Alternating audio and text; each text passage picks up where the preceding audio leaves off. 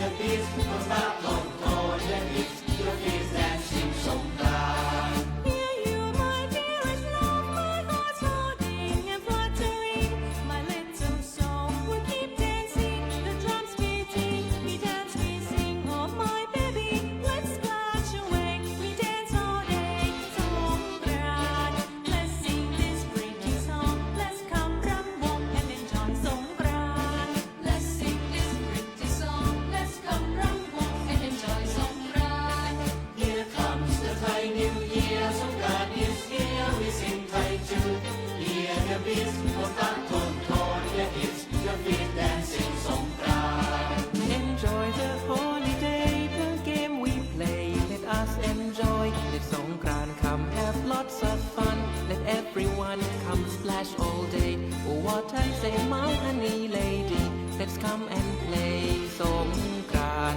Let's sing this pretty song. Let's come rum wong and enjoy Songkran. Let's sing this pretty song. Let's come rum wong and enjoy Songkran. Here comes the Thai New Year. Songkran is here. We sing Thai tune. Hear the beat goes back on board and it's your feet dancing Songkran. Hear you, my dearest love, my heart's pounding and fluttering. My little soul will keep dancing, the drums beating, we dance, we sing. Oh my baby, let's splash away, we dance all day. Songkran, let's sing this pretty song. Let's come run wong and enjoy Songkran. Let's sing this pretty song. Let's come run walk and enjoy Songkran. Here comes the Thai New Year. Songkran is here. We sing Thai tune. Hear the beat goes back on board and it's your feet dancing Songkran.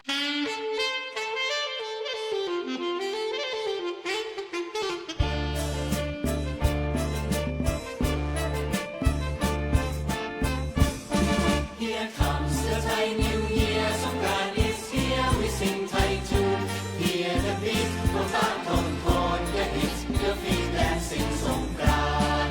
Enjoy the holiday, the game we play. Let us enjoy. Let Songkran come, have lots of fun. Let everyone come splash all day. Oh, what I say, my honey lady. Let come and play Songkran. Let's sing this pretty song. Let's come rum wong and enjoy Songkran. Let's sing this pretty song. Let's come rum wong and enjoy Songkran. Here comes the Thai New Year. Songkran is here. We sing Thai tune. Hear the beat goes back on board and it's your feet dancing Songkran. Hear you, my dearest love, my heart's holding and fluttering. My little soul will keep dancing, the drums beating, we dance, we sing. Oh my baby, let's splash away, we dance all day. Songkran, let's sing this pretty song. Let's come run walk and enjoy Songkran. Let's sing this pretty song. Let's come run walk and enjoy Songkran. Here comes the Thai New Year. Songkran is here. We sing Thai tune. Hear the beat goes back on board and it's your feet dancing Songkran. Enjoy the holiday, the game we play. Let us enjoy. Let Songkran come, have lots of fun. Let everyone come splash all day. Oh, what I say, my honey lady. Let's come and play Songkran. Let's sing this pretty song. Let's come rum wong and enjoy Songkran. Let's sing this pretty song. Let's come rum wong and enjoy Songkran. Here comes the Thai New Year. Songkran is here. We sing Thai tune. Hear the beat goes back on board and it's your feet dancing Songkran. Hear you, my dearest love, my heart's pounding and fluttering. My little soul will keep dancing, the drums beating, we dance, we sing. Oh my baby, let's splash away.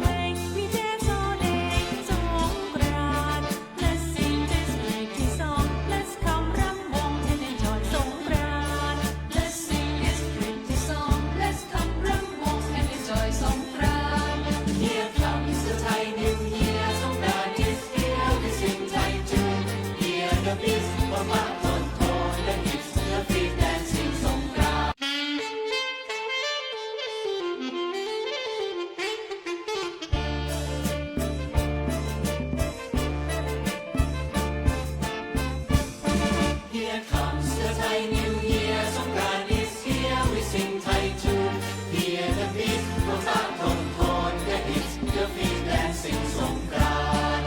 Enjoy the holiday, the game we play. Let us enjoy. Let Songkran come, have lots of fun. Let everyone come splash all day. Oh, what I say, my honey lady. Let come and play Songkran.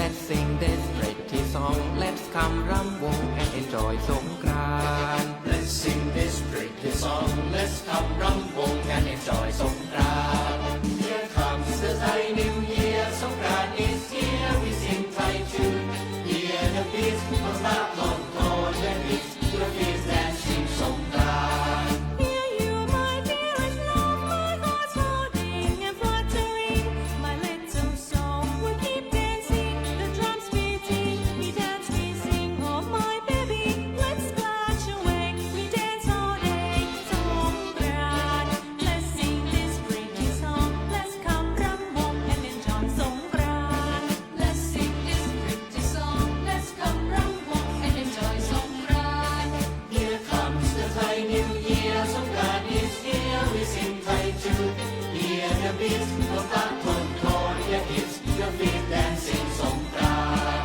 Enjoy the holiday, the game we play. Let us enjoy. Let Songkran come, have lots of fun. Let everyone come splash all day. Oh, what I say, my honey lady. Let's come and play Songkran. Let's sing this pretty song. Let's come rum wong and enjoy Songkran. Let's sing this pretty song. Let's come rum wong and enjoy Songkran. Here comes the Thai New Year. Songkran is here. We sing Thai tune. Hear the beat of baton tone, the hits, the feet dancing Songkran. Hear you, my dearest love, my heart's pounding and fluttering. My little soul will keep dancing, the drums beating. We dance, we sing, oh my baby, let's splash away. We dance all day, Songkran. Let's sing this pretty song. Let's come rum wong and enjoy Songkran. Let's sing this pretty song. Let's come rum wong and enjoy Songkran. Here comes the Thai New Year. Songkran is here. We sing Thai tune. Hear the beat of baton tone, the hits, the feet dancing Songkran.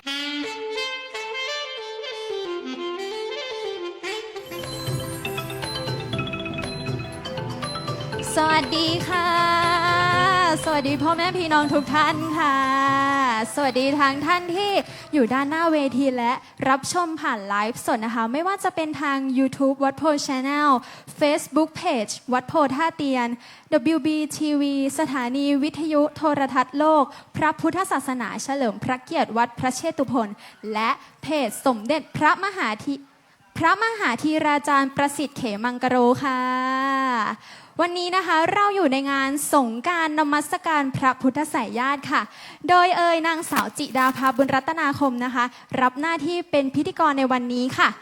ซึ่งในวันนี้จะเป็นการถ่ายทอดสดการแข่งขันร้องเพลงไทยลูกทุ่ง รอบชิงชนะเลิศรุ่นเยาวชนอายุ 4-14 ปีค่ะ กติกาในการแข่งขันรอบชิงชนะเลิศ ผู้ที่ผ่านเข้ารอบห้ามร้องเพลงซ้ำกับรอบคัดเลือก ต้องมาเตรียมตัวก่อนการประกวด 2 ชั่วโมง ถ้ามาไม่ทันช่วงเช็คคีย์เพลง จะให้ใช้คีย์มาตรฐานของต้นฉบับค่ะ และใช้เพลงแข่งขัน 2 เพลง เป็นเพลงช้า 1 เพลง เพลงเร็วอีก 1 เพลง โดยขับร้องพร้อมดนตรีสดจากวง City Lion Band ค่ะ โดยรางวัลสำหรับการแข่งขันประกวดร้องเพลงลูกทุ่ง รุ่นเยาวชนอายุ 4-14 ปี มีจำนวน 10 รางวัล และรางวัลพิเศษอีก 1 รางวัลค่ะ นั่นก็คือรางวัลขวัญใจมหาชนนั่นเองค่ะ รางวัลขวัญใจมหาชนจะได้รับถ้วยรางวัลเกียรติบัตรและทุนการศึกษาจำนวน 1,000 บาท รางวัลชมเชยอันดับ 1 6 รางวัลจะได้รับเกียรติบัตรและทุนการศึกษาท่านละ 500 บาท รางวัลชมเชยจะได้รับถ้วยรางวัลเกียรติบัตร และทุนการศึกษาจำนวน 2,000 บาท รางวัลรองชนะเลิศอันดับ 2 จะได้รับถ้วยรางวัลเกียรติบัตรและทุนการศึกษาจำนวน 3,000 บาท รางวัลรองชนะเลิศอันดับ 1 จะได้รับถ้วยรางวัลเกียรติบัตรและทุนการศึกษาจำนวน 4,000 บาท และรางวัลชนะเลิศค่ะจะได้รับถ้วยรางวัลเกียรติบัตรและทุนการศึกษาจำนวน 7,000 บาทนั่นเองค่ะ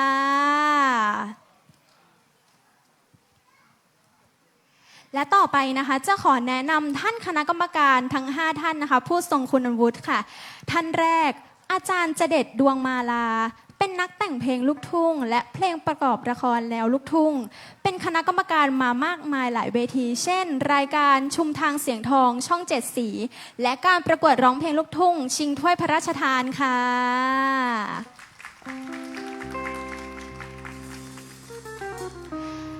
ท่านที่2อาจารย์เหน่งจีรวัตรปานพุ่มเป็นโปรดิวเซอร์ที่รู้จักในวงการเพลงลูกทุ่งดูแลและผลิตเพลงให้ศิลปินชื่อดังมากมายและปัจจุบันมีค่ายเพลงของตัวเองชื่อค่ายจีรวัตร Family Music ค่ะ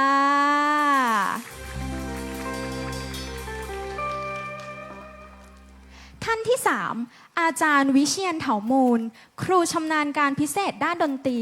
และสอนขับร้องเพลงเป็นกรรมการตัดสินการประกวดร้องเพลงลูกทุ่งปัจจุบันดำรงตำแหน่งอุปนายกบริหารสมาคมนักแต่งเพลงลูกทุ่งแห่งประเทศไทยค่ะ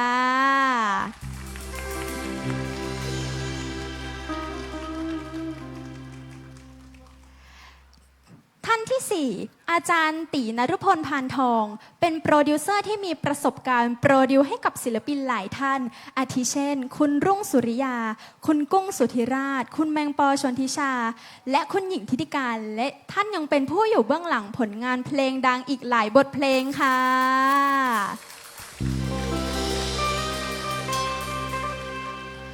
และกรรมการท่านสุดท้ายค่ะครูบาเกษยาพรสวัสดิ์นาทีเคยเป็นแชมป์ถ้วยพระราชทานขับร้องเพลงไทยลูกทุ่งรุ่นเยาวชนและประชาชนและยังเป็นครูสอนร้องเพลงและครูสอนการแสดงอีกด้วยค่ะ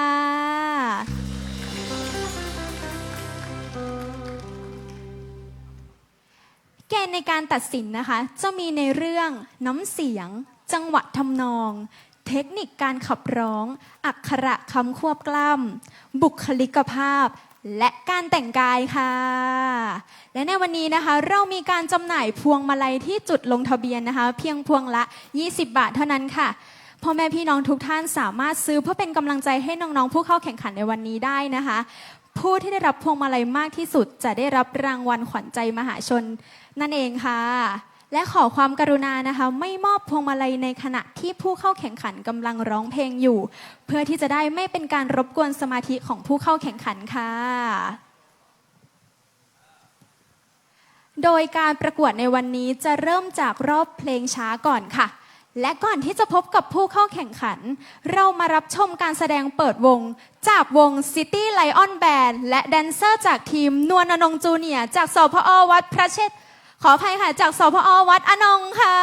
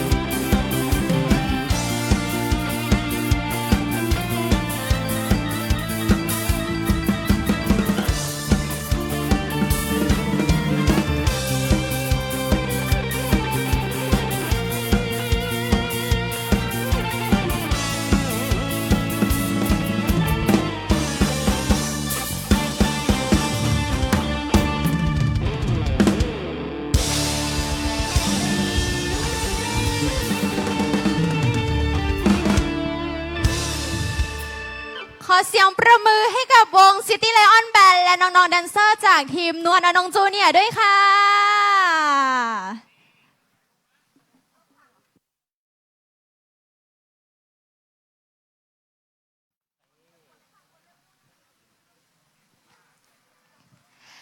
ค่ะ และในวันนี้นะคะ ไม่ได้มาเป็นพิธีกรคนเดียวนะคะ วันนี้เรามีพิธีกรผู้ช่วยค่ะ ขอเสียงประมือให้กับพิธีกรอีกท่านหนึ่งของเราด้วยค่ะ ครับสวัสดีครับ ผมเบสนายณภัทรตอนศรีทำหน้าที่เป็นพิธีกรช่วยกับพี่เอ๋ยนะครับผม ค่ะ วันนี้มาเป็นพิธีกรผู้ช่วยหนูนะคะ และลำดับต่อไปนะคะ ผู้เข้าแข่งขันท่านแรกของเราก็พร้อมแล้วค่ะ ขอเสียงประมือให้กับหมายเลขหนึ่งเด็กหญิงธิดาพัฒน์แก้วสำอาง น้องเรนเดียอายุ 13 ปี วันนี้น้องมาในบทเพลงพระเทพทรงบุญค่ะ ขอเสียงปรบมือด้วยครับ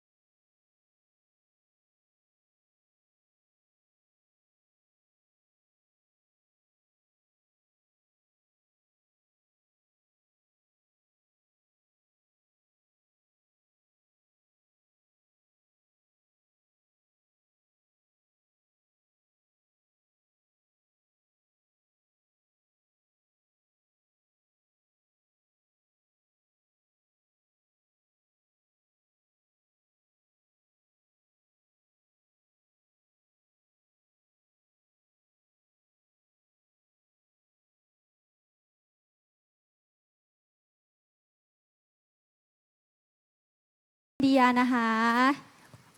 ค่ะในวันนี้นะคะเราจะมีการมอบพวงมาลัยนะคะเพียงพวงละ20 บาทนะคะซึ่งพวงมาลัยนะคะ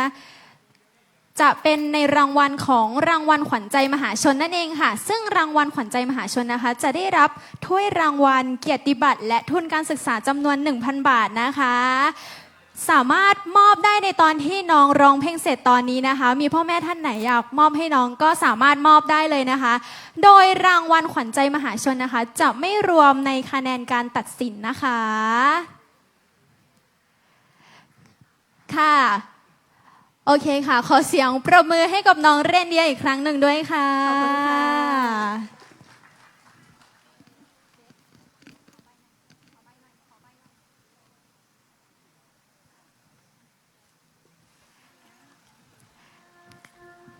ค่ะและลำดับต่อไปนะคะ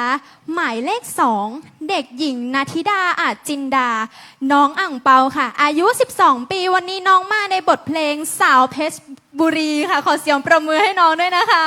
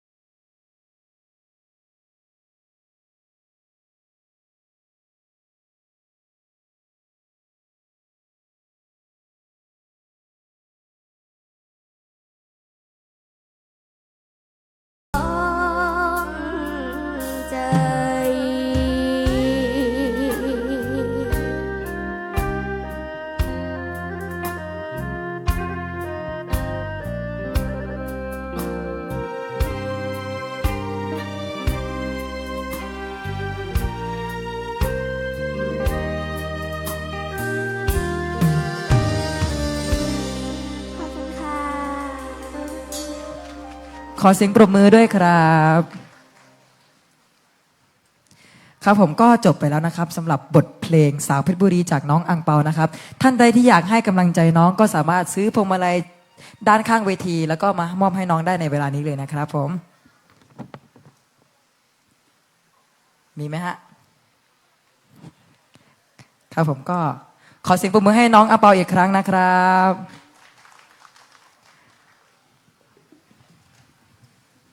ครับในลำดับต่อไปนะครับหมายเลข3เด็กหญิงยานิสาตอนศรีหรือน้องไบร์ทอายุ13ปีจะมาขับร้องในบทเพลงอายแสงนีออนนะครับ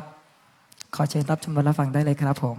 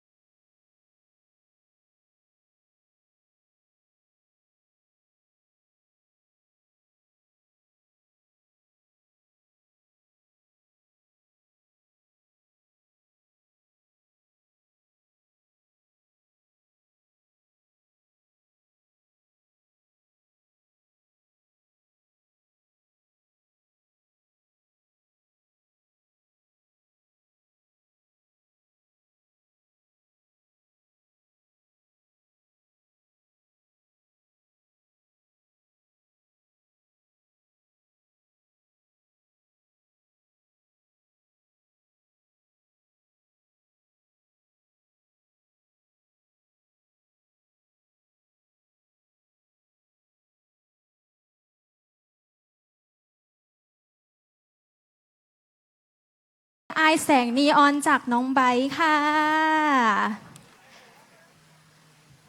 ขอบคุณค่ะรับพวงมาลัยได้นะคะในตอนที่ร้องเสร็จนะคะและลำดับต่อไปหมายเลข4ค่ะเด็กชายกสิเดชผลทรัพย์น้องซีเจอายุ12ขวบค่ะวันนี้น้องมาในบทเพลงคนกล่อมโลกขอเสียงประมือให้น้องซีเจด้วยค่ะ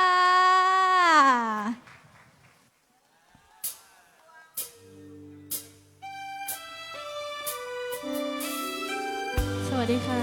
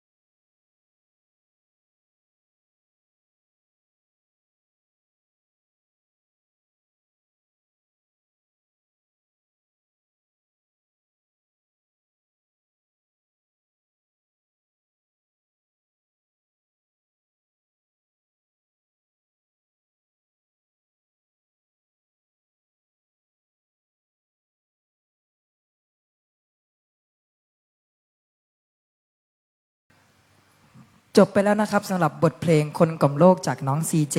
และผมจะขอเรียกผู้เข้าแข่งขันหมายเลข 6 ถึงหมายเลข 10 มาสแตนบายรอด้านข้างเวทีนะครับ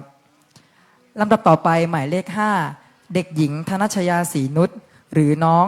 เพลงอายุ 12 ปี มาในบทเพลงกอดฉันก่อนลา เชิญรับชมและรับฟังได้เลยครับ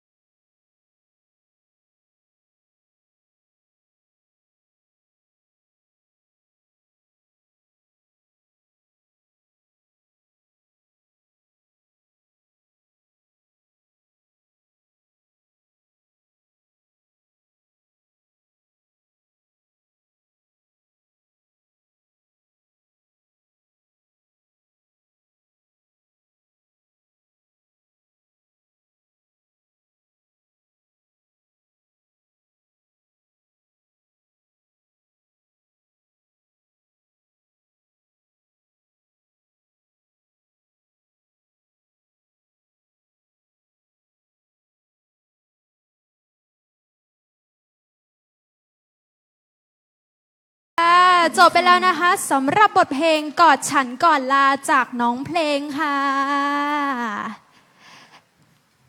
ค่ะ และลำดับต่อไปนะคะ หมายเลข 6 นะคะ เด็กหญิงชนกสัตพรพลายเพชร วันนี้น้องมาในบทเพลงดวงจันทร์ในดวงใจค่ะ น้องเอลซ่าอายุ13 ปี ขอเสียงประมือให้น้องด้วยค่ะ สวัสดีค่ะ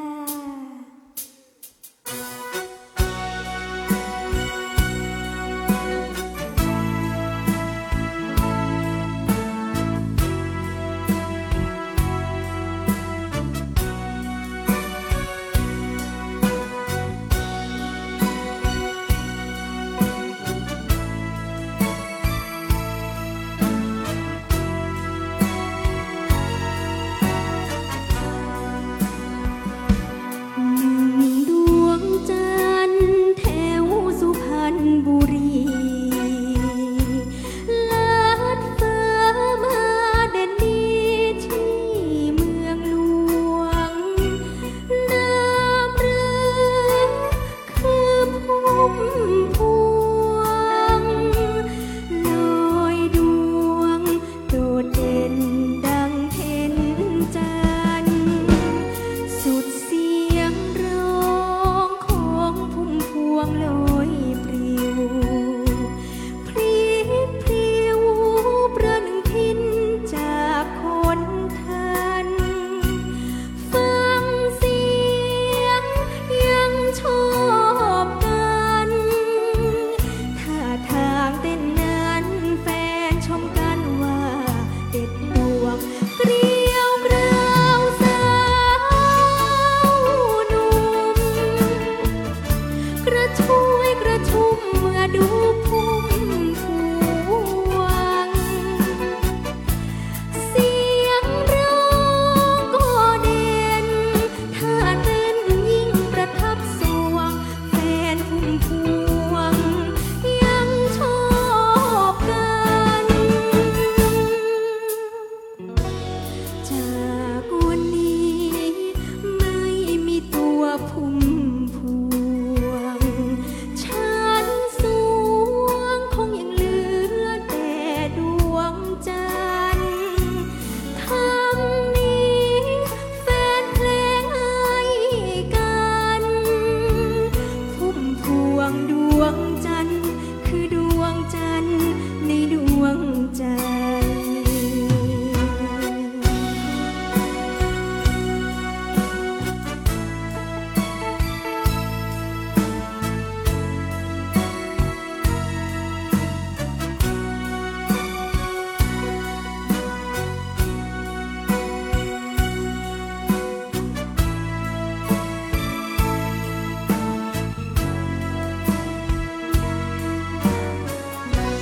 เกลียวกราวสา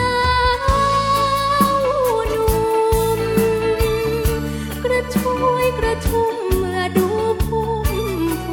พวง เสียงร้องก็เด่นท่าเต้นยิ่งประทับสวงแฟนพุ่มพวงยังชอบกัน จากวันนี้ไม่มีตัวพุ่มพวง ฉันสวงคงยังเหลือแต่ดวงจันทร์คำนี้แฟนเพลงให้กันพุ่มพวงดวงจันทร์คือดวงจันทร์ในดวงใจ คำนี้แฟนเพลงให้กันพุ่มพวงดวงจันทร์คือดวงจันทร์ในดวงใจ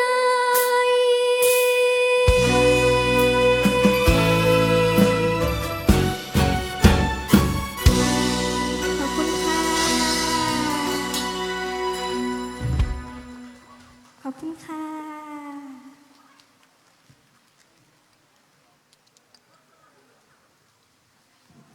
ค ครับก็จบไปแล้วนะครับสำหรับบทเพลงดวงจันทร์ในดวงใจจากน้องเอลซ่านะครับ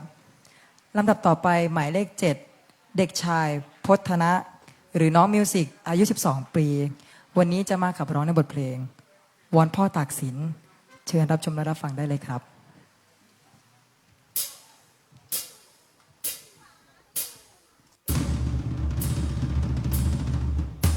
สวัสดีครับ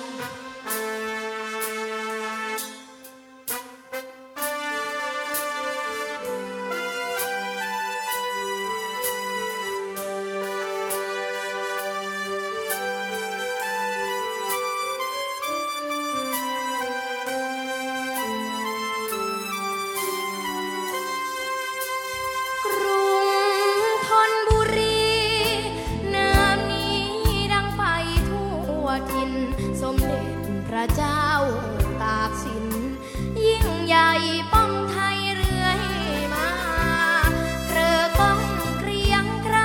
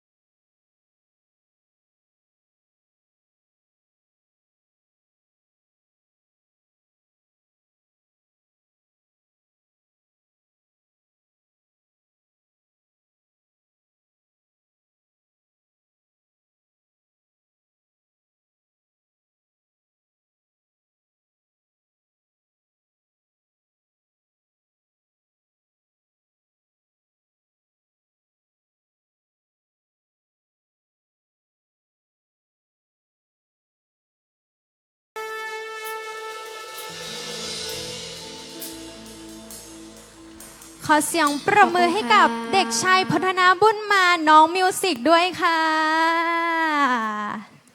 ค่ะ และลำดับต่อไปนะคะ หมายเลข 8 เด็กหญิงน้ำทิพย์ชัยชมน้องไข่มุกค่ะ อายุ 14 ปี วันนี้น้องมาในบทเพลงพระเทพทรงบุญขอเสียงปรบมือให้น้องไข่มุกด้วยค่ะ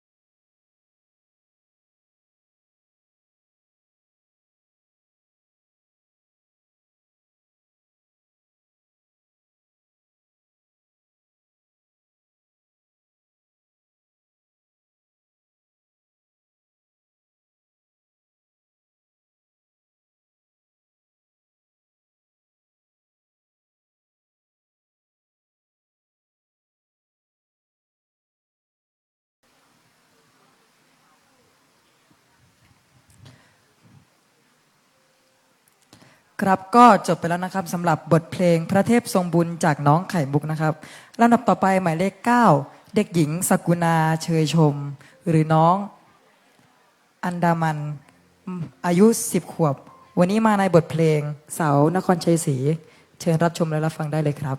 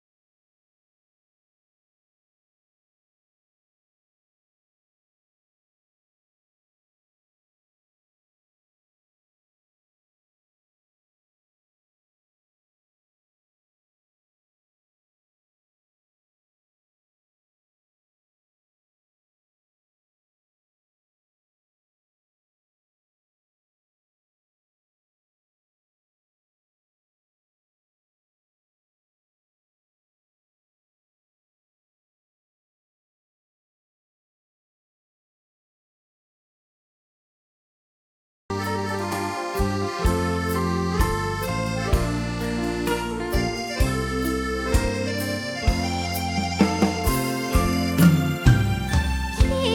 ดทบทวนใครครวนสิพี่ ก่อนเราเคยรักภักดีฝากไมตรีรักนิรันดรนครชัยศรีบ้านเมืองที่เคยหลับนอน โปรดตรองดูความหลังครั้งก่อน อย่าลืมนครชัยศรี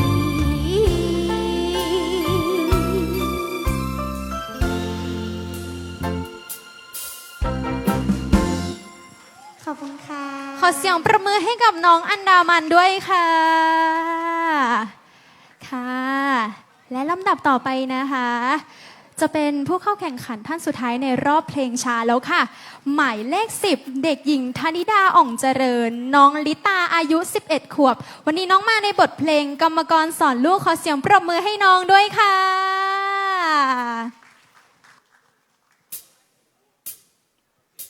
สวัสดีค่ะ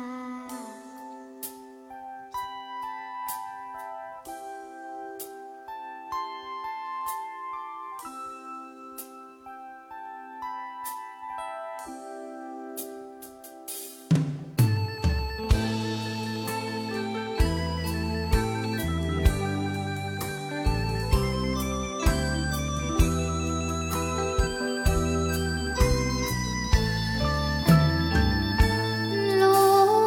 ก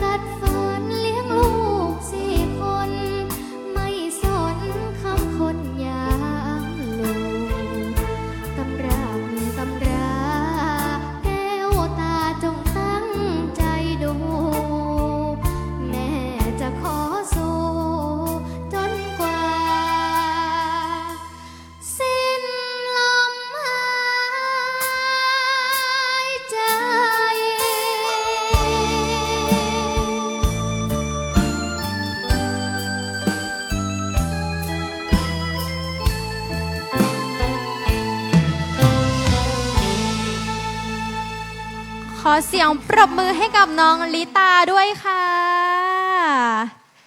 ค่ะ จบไปแล้วนะคะสำหรับรอบเพลงช้าในค่ำคืนนี้นะคะ และจะขอเรียนเชิญท่านคณะกรรมการพักเบรกสักครู่นะคะ ในวันนี้นะคะเรามีการขายพวงมาลัยอยู่นะคะจำหน่ายพวงมาลัยนะคะ ที่จุดลงทะเบียนค่ะ พวงเท่าไหร่คะน้องเบส พวงละ20 บาทเท่านั้นครับ ค่ะพ่อแม่พี่น้องท่านใดนะคะ ที่อยากจะให้กำลังใจนะคะ สามารถซื้อเพื่อที่จะเป็นกำลังใจให้น้องๆได้นะคะ โดยในตอนท้ายเราจะมีการเปิดโอกาสให้ทุกท่านได้มอบพวงมาลัยอีก1 ครั้งนะคะ ไม่ต้องกลัวนะคะว่าใครที่ร้องไปแล้วจะซื้อไม่ทันนะคะค่ะสามารถซื้อไว้รอได้นะคะ เพราะรอบต่อไปจะเป็นรอบเพลงเร็วนั่นเองค่ะ ใช่แล้วครับ ค่ะจะขอเรียกผู้เข้าแข่งขันหมายเลข1ถึงหมายเลข5นะคะมาสแตนบายรอด้านข้างเวทีค่ะค่ะและในวันนี้นะคะพิธีกรเรา2 คนนะคะไม่ได้มาเป็นแค่พิธีกรแต่มาเป็นอะไรอีกคะน้องเบส นักร้อง ใช่ค่ะเดี๋ยววันนี้น้องกับน้องเบสนะคะจะมาร้องเพลงเพราะๆให้พ่อแม่พี่น้องทุกท่านได้ฟังในช่วงพักเบรกค่ะค่ะ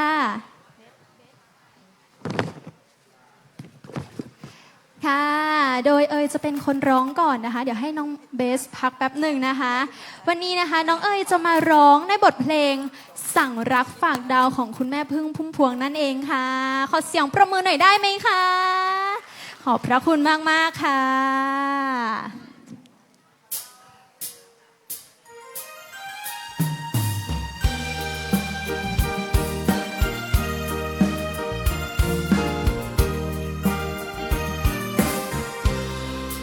ทำไม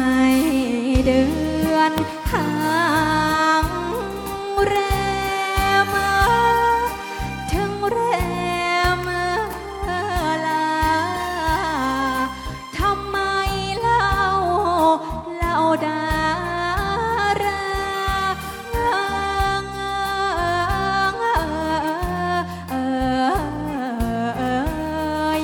ไม่พรางเอาทำไมดาวพราวแพรว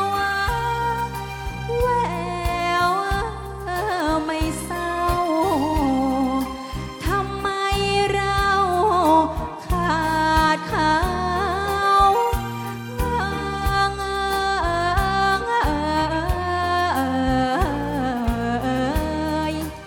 ั่งเหงาใจ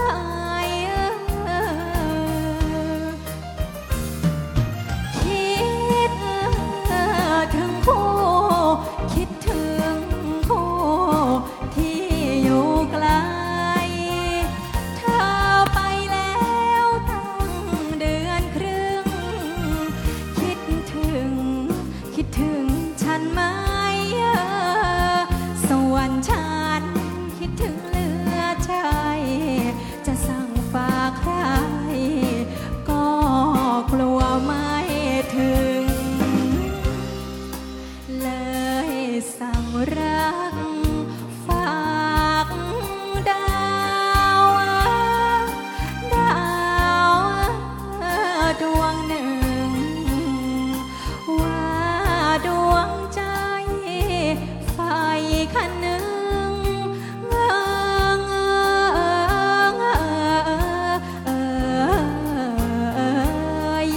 คิดถึงพี่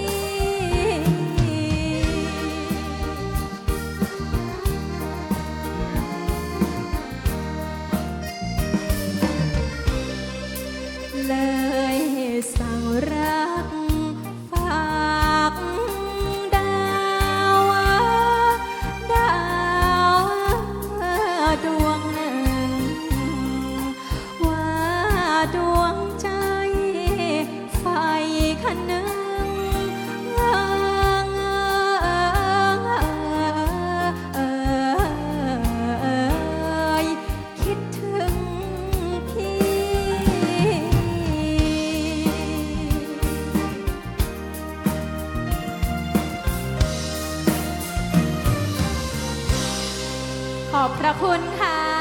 ขอ และ เสียงปรบมือให้กับพี่เอ๋ยด้วยนะครับ ขอบคุณค่ะ ต่อไปมาฟังน้องเบสของเราดีกว่าค่ะ คนนี้เสียงดีไม่แพ้กันค่ะ ขอเสียงประมือให้น้องเบสด้วยค่ะ ขอบคุณมากๆครับโดยบทเพลงที่ผมจะร้องต่อไปนี้เป็นบทเพลงที่มีชื่อว่าคาถามานิยม ขอเชิญรับชมและรับฟังได้เลยครับ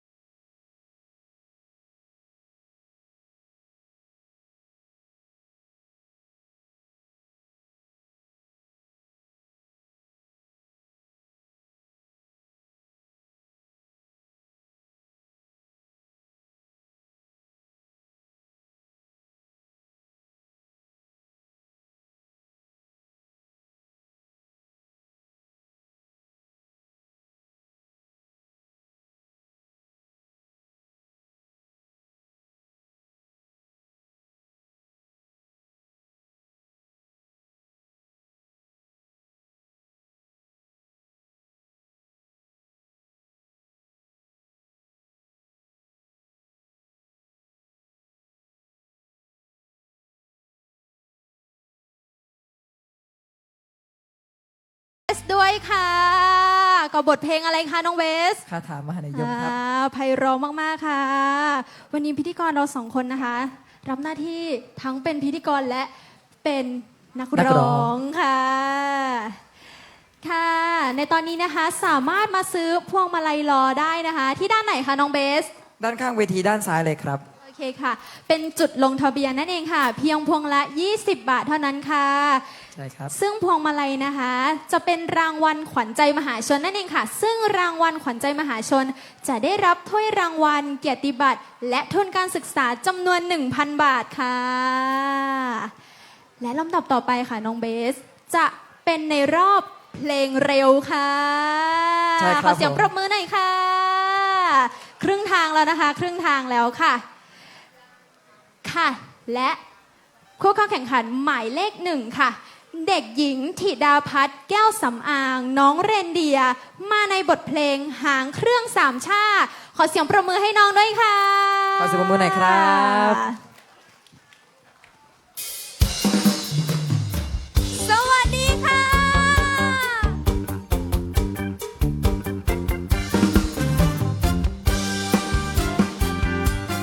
เ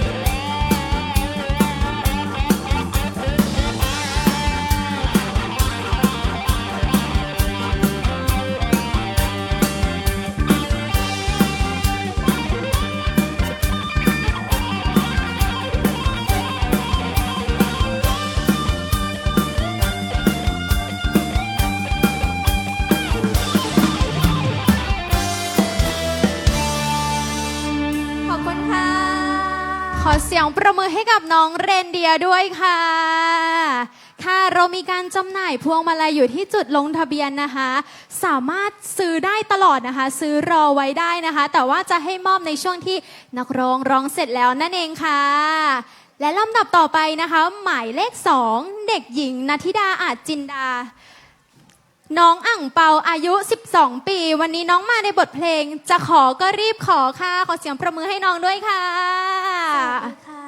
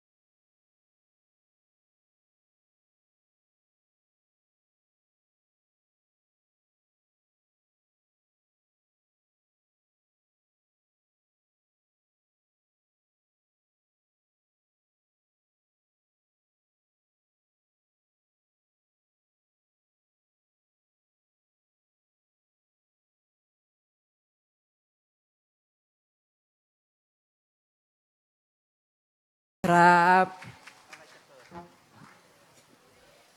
จบไปแล้วนะครับสำหรับบทเพลงจะขอก็รีบขอจากน้องอ่างเปานะครับ ต่อไปหมายเลข 3 เด็กหญิงยานิสาตอนศรีหรือน้องไบร์ทอายุ 13 ปีมาในบทเพลง อะไรจะเกิดก็ให้มันเกิด เชิญรับชมและรับฟังได้เลยครับ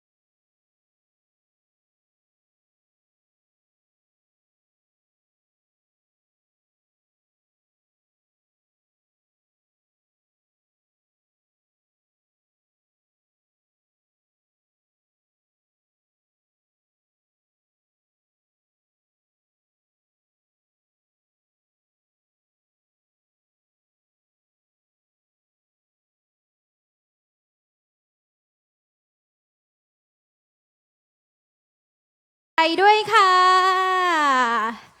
ค่ะลำดับต่อไปนะคะ หมายเลข 4 เด็กชายกสิเดชผลทรัพย์ น้องซีเจนั่นเองค่ะ วันนี้น้องมาในบทเพลงชวนน้องแต่งงาน ขอเสียงปรบมือให้น้องซีเจด้วยค่ะ สวัสดีค่ะ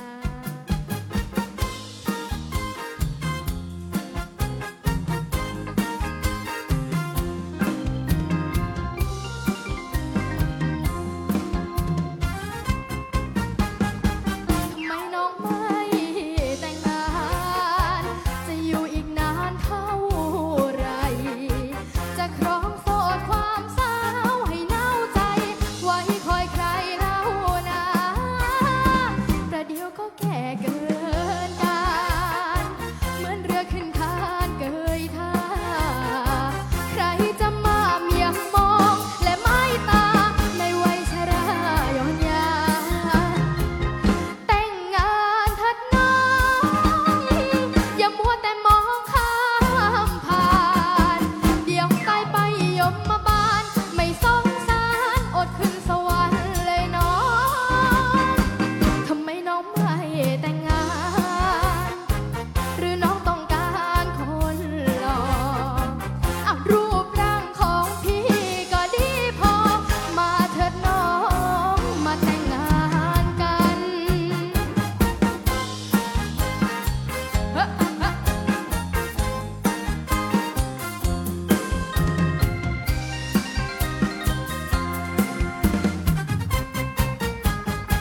ทำไมน้องไม่แต่งงาน จะอยู่อีกนานเท่าไร จะครองโสดความสาวให้เน่าใจ ไว้คอยใครเล่านะประเดี๋ยวก็แก่เกินการ เหมือนเรือขึ้นคานเกยท่า ใครจะมาเมียมองและไม่ตา ในวัยชราย้อนยานอัดแต่งงานเถิดน้องอย่ามัวแต่มองข้ามผ่าน เดี๋ยวตายไปยมมาบาน ไม่สงสารอดขึ้นสวรรค์เลยน้องทำไมน้องไม่แต่งงาน หรือน้องต้องการคนหล่ออ่ะรูปร่างของพี่ก็ดีพอ มาเถิดน้องมาแต่งงานกัน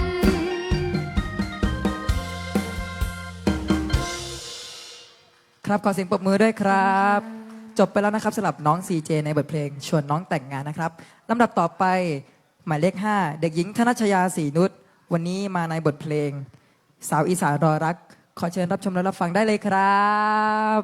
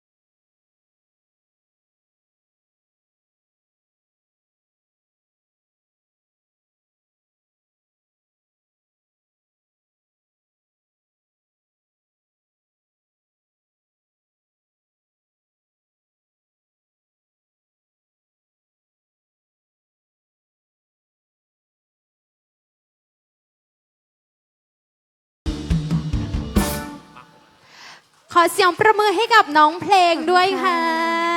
สาวอีสานรอรักค่ะลำดับต่อไปค่ะ หมายเลข 6 เด็กหญิงชนกสัตพรพลายเพชรน้องเอลซ่าค่ะ วันนี้น้องมาในบทเพลงวอนลมฝากรักขอเสียงประมือด้วยค่ะ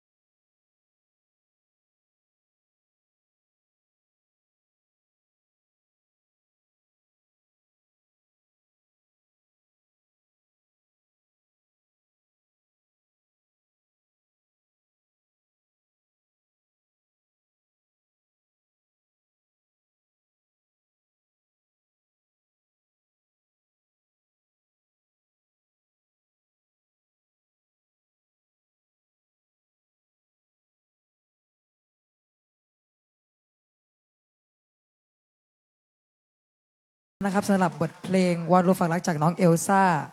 ลำดับต่อไปหมายเลข 7 น้องมิวสิกมาในบทเพลงครับลำดับต่อไปน้องมิวสิกวันนี้มาในบทเพลงชวนน้องแต่งงาน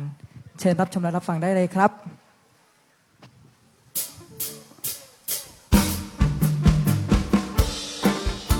สวัสดีค่ะ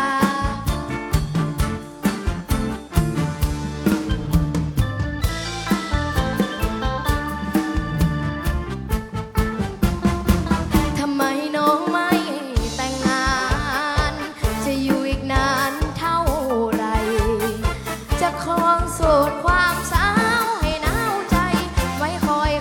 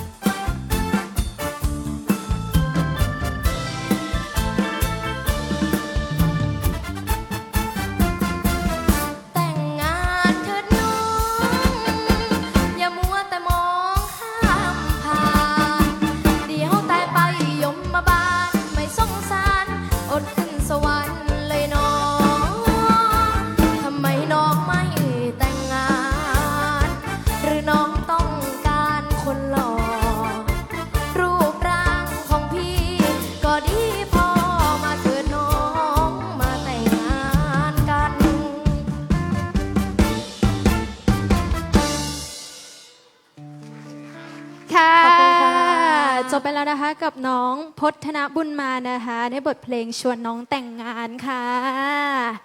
และลำดับต่อไปค่ะ หมายเลข 8 เด็กหญิงน้ำทิพย์เชยชม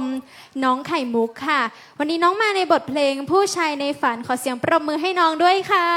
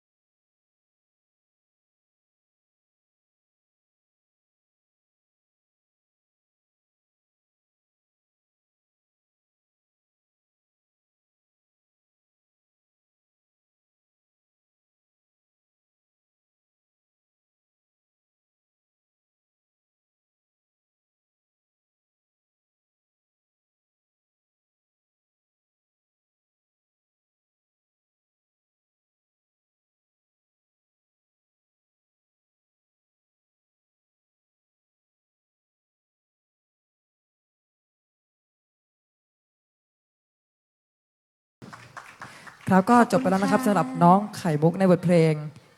ผู้ชายในฝันนะครับ มีใครจะอยากมอบพวงมาลัยไหมครับยังมีพวงมาลัยอยู่ด้านข้างนะครับผมพวงละ20 บาทเท่านั้นนะครับครับก็ลำดับต่อไปนะครับ น้องอันดามันลำดับที่ 9 วันนี้มาในบทเพลงส้มตำขอเชิญรับชมและรับฟังได้เลยครับ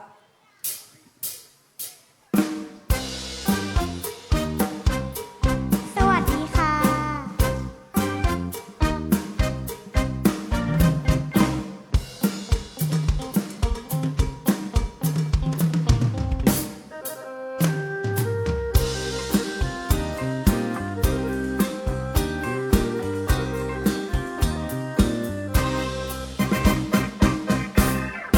ต่อไปนี้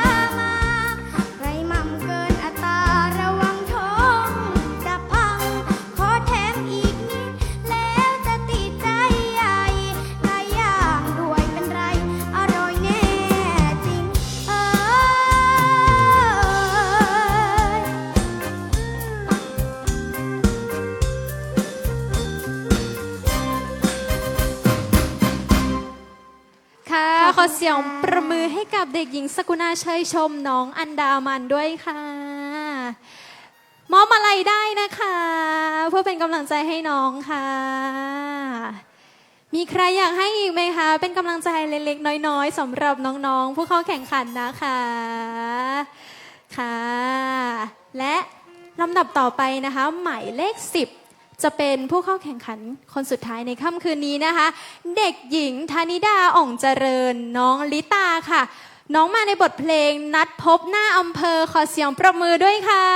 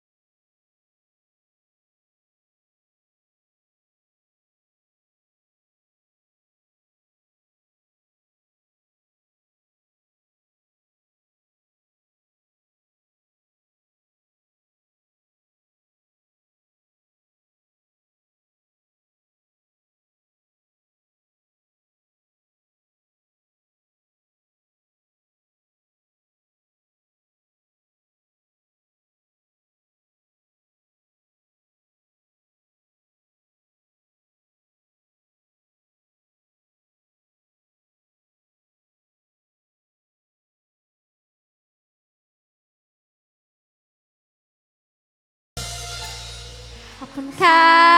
จบไปแล้วนะคะสำหรับบทเพลงนัดพบหน้าอำเภอจากน้องลิตาค่ะค่ะตอนนี้แฟนคลับทุกท่านพ่อแม่พี่น้องนะคะ สามารถซื้อพวงมาลัยรอได้นะคะ ตรงจุดลงทะเบียนนั่นเองค่ะ และลำดับต่อไปนะคะ จะขอเรียนเชิญผู้เข้าแข่งขันทั้ง 10 หมายเลขด้านบนเวทีค่ะ เพื่อฟังคอมเมนต์จากท่านคณะกรรมการค่ะ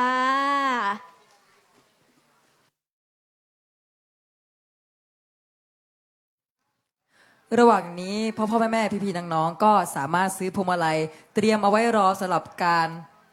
มอบให้นักผู้เข้าแข่งขันนะครับผมค่ะ เราจะเปิดโอกาสให้มอบในตอนสุดท้ายนะคะ เชิญได้เลยค่ะ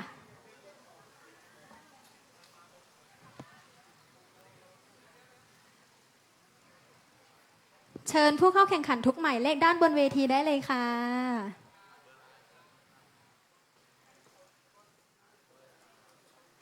ซื้อพวงมาลัยรอได้นะคะพ่อแม่พี่น้องทุกท่านนะคะ เดี๋ยวคอมเมนต์เสร็จเราก็จะเป็นการมอบพวงมาลัยนั่นเองค่ะ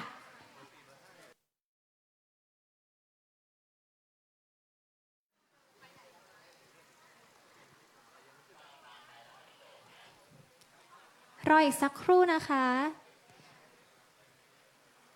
หมายเลขใดยังไม่ขึ้นมาคะ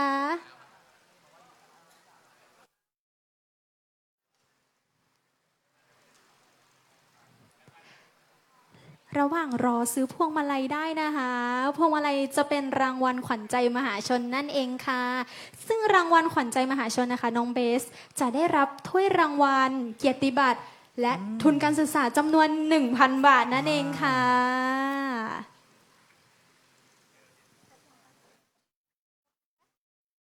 ขยับมาตรงกลางหน่อยก็ได้นะครับ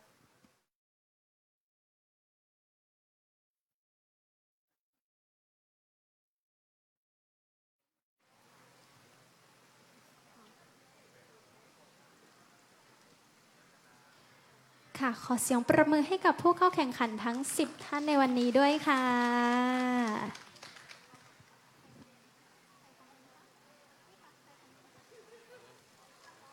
ค่ะ และต่อไปนะคะ เรามาฟังคอมเมนต์จากท่านคณะกรรมการกันดีกว่าค่ะ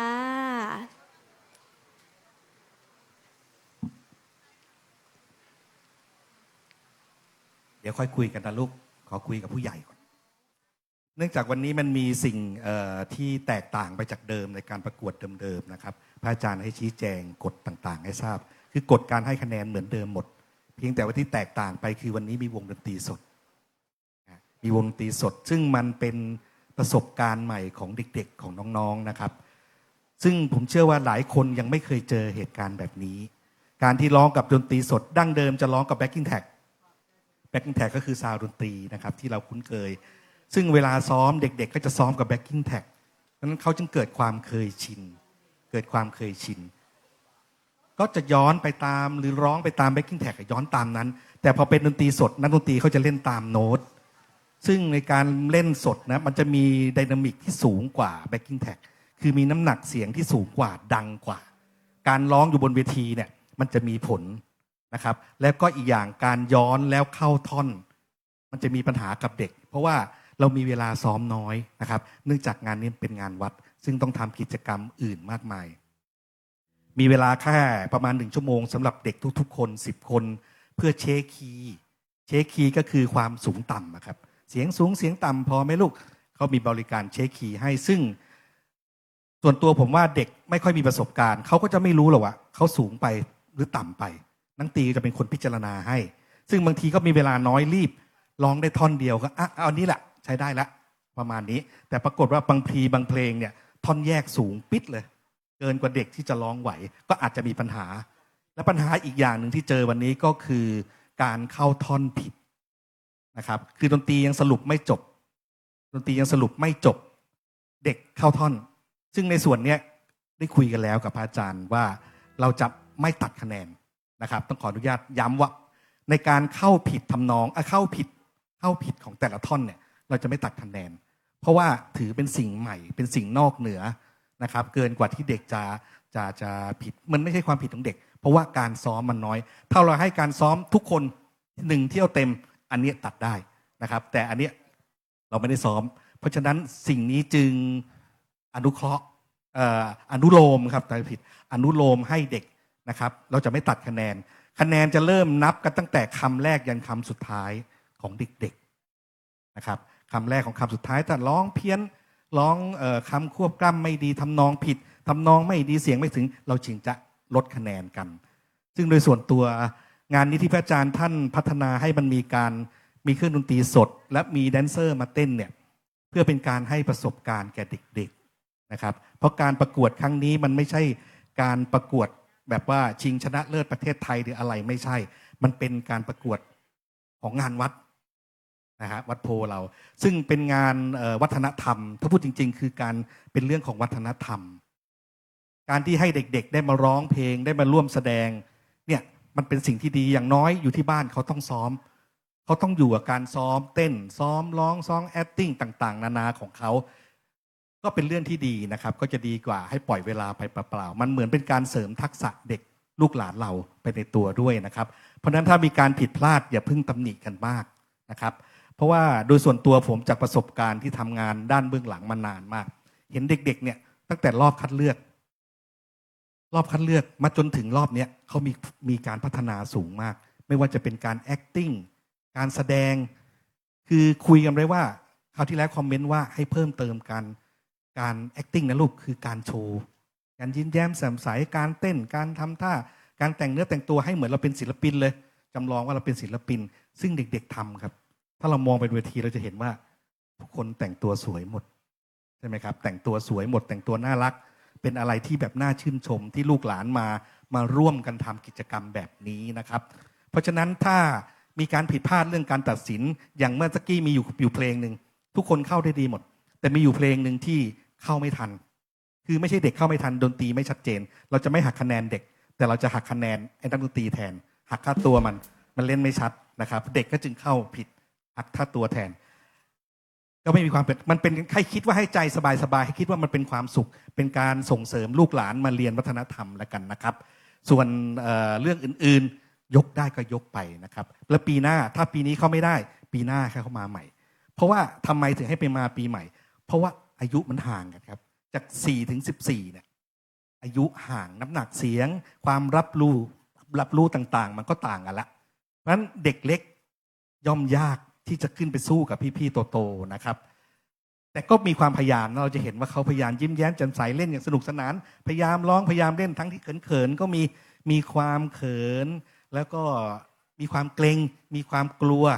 นะครับมีความกลัวว่าเราประกวดร้องเพลงอยู่อะไรอย่างเงี้ยผมแนะนำกับคุณพ่อคุณแม่คราวหน้าบอกลูกอย่าบอกเขาว่าเราจะไปประกวดเราต้องชนะให้ได้นะลูกเราจะไปประกวดอย่าไปสอนอย่างนั้นครับสอนเขาว่างานนี้เราไปร้องเพลงเราต้องร้องให้เพราะที่สุดร้องให้เพราะที่สุดจำว่าเราจะมาโชว์ให้ดีที่สุดให้มันน่ารักที่สุดให้มันสวยงามที่สุดให้เขาทำอย่างนี้ครับอย่าให้เขาประกวดถ้าเขาคิดว่าจิตเขาคิดว่าประกวดเขาจะเกรงเขาจะแข็งไม่หมดจากคนที่เคยร้องดีๆวันนี้ก็มีผิดพลาดอาจจะเกรงมากเกินไปตั้งใจมากไปนิดนึงลูกเอื้อนเสียงเสริงมันไหลไปหมดเลยยังเกรงว่าเสียดายเมื่อวันคัดเลือกร้องได้ดีกว่านี้ก็มีเหตุการณ์นี้นะครับงั้นก็ขอแจ้งไว้ให้ทราบประมาณนี้นะครับก็อยากจะขอเสียงตบมือดังๆให้ลูกหลานเราหน่อยครับสักครั้งหนึ่งขอบพระคุณครับ ค่ะ ขอบพระคุณอาจารย์ตีนฤพลมากๆค่ะ และท่านต่อไปค่ะ อาจารย์วิเชียนเถามูลค่ะ ขอเสียงประมือให้ท่านอาจารย์ด้วยค่ะ ครับก่อนอื่นก็กล่าวนมัสการพระคุณเจ้าทุกรูปนะครับแล้วก็ผู้ปกครองทุกท่านนะครับคือในรุ่นเด็กเนี่ยครับวันนี้เหมือนที่อาจารย์ตีพูดว่ามันเป็นความแปลกใหม่ฉะนั้นผู้ปกครองจะไม่พูดถึงเรื่องเด็กเด็กผิดพลาดต้องผู้ปกครองต้องรับผิดนะครับเพราะว่าอันดับแรกการเทียบคีย์เนี่ยถ้าเราไม่รู้ว่าคีย์อะไรเราบันทึกเสียงในแบ็คกิ้งแท็กเราอะใส่ในโทรศัพท์เปิดให้อาจารย์นักดนตรีฟังว่าเนี้ยเอาคีย์นี้แหละไม่รู้ว่าเรียกคีย์อะไรไม่รู้แล้วเราจะแม่นก็คือต้องเตรียมตัวนะครับทั้ง2เพลงและ2ความเร็วคือเทมโปเนี่ยเพลงช้าความเร็วความช้าเนี่ยประมาณไหนถ้าเราซ้อมที่บ้านมีคาราโอเกะอยู่เนี่ยมันจะบอกเลยว่า65 69 68เนี่ยเราต้องจดไว้มีสมุดไว้เล่มเลยเพลงนี้คีย์นี้แล้วพอร้องนักดนตรีปั๊บถามอาจารย์ดนตรีว่าลูกผมร้องคีย์อะไรแล้วก็จดไว้เผื่อไปงานที่อื่นครั้งต่อไปเราได้ใช้ต่อและความเร็วเท่าไหร่นะครับและประเด็นที่2ก็คือในวันนี้บางคนเนี่ยเพลงช้าร้องได้ดีมากแต่พอเพลงเร็วเสียดายนะครับเสียดายในสิ่งเหล่านี้ซึ่งมองแล้วว่าเนี่ยต้องเป็นที่1แล้วและ2อีกอันเมื่อกี้อาจารย์ตีบอกเลยว่าการอินเตอร์เทนก็คือการแสดงเป็นศิลปินบางคนเนี่ยใช่เลยนะครับแต่ว่ามันไม่สมบูรณ์ทั้ง2เพลงก็ต้องโดนหักไปและ3ในเพลงช้าเนี่ยบางคนเนี่ยสื่ออารมณ์เล่าเรื่องได้อย่างดีเลยเพราะผู้ปกครองทำการบ้านมาดีในวัยเด็กแบบนี้ต้องอยู่ที่ผู้ปกครองเท่านั้นแหละครับหรือครูที่สอนนะครับ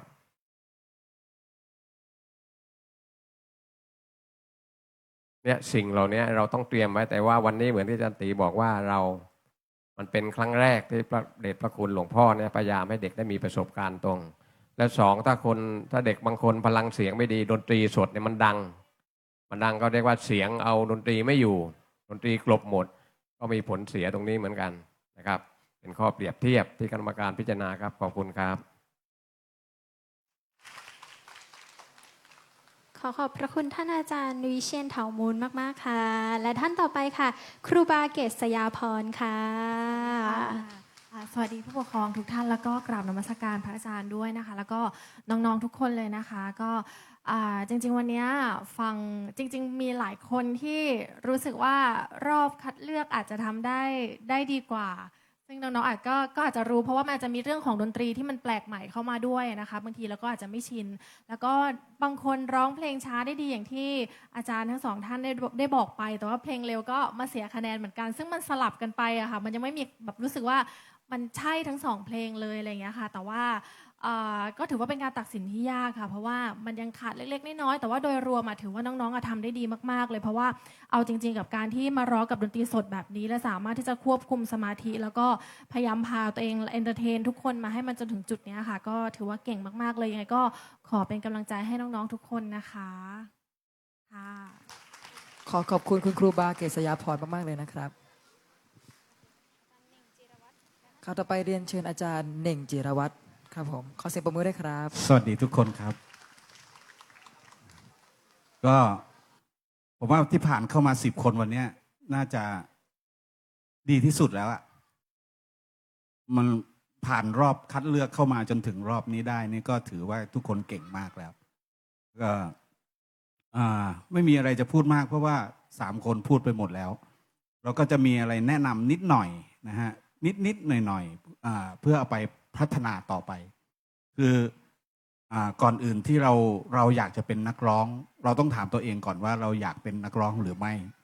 หรือว่าแค่อยากมาประกวดตามอย่างที่พ่อแม่อยากให้มาแค่นั้น